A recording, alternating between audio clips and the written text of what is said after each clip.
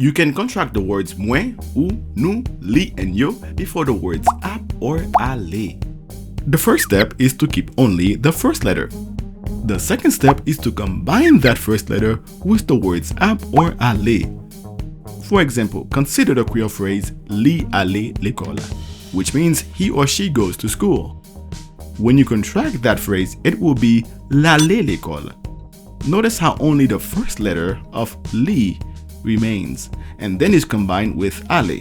So this is why when you contract the words mwen, ou, nou, li, and yo before ap or ale, they look like this. But wait, one word that acts a little differently is ou. When you contract it, the first letter will become a W. Now you can also shorten the word ale as ala. When this is the case, when you contract the words mwen, ou, nou, li, and yo before ala, they look like this. Now it is important to remember this. Contract subject pronouns as many times as you can when you are speaking with others in Creole. The reason is because you sound more fluent and more like a native speaker. This is especially important when you are contracting before the word ap. For example, suppose you wanted to say, I am taking a test, or I will take a test. You would not be wrong if you said, mwen apren yon examen.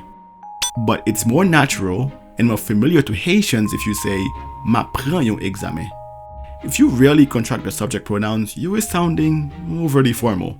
But as you contract these pronouns more, it will become more natural to you and you will sound much more fluent to native speakers. You are all set. For more videos and lessons, please subscribe and visit howtocreole.com. Thanks for watching.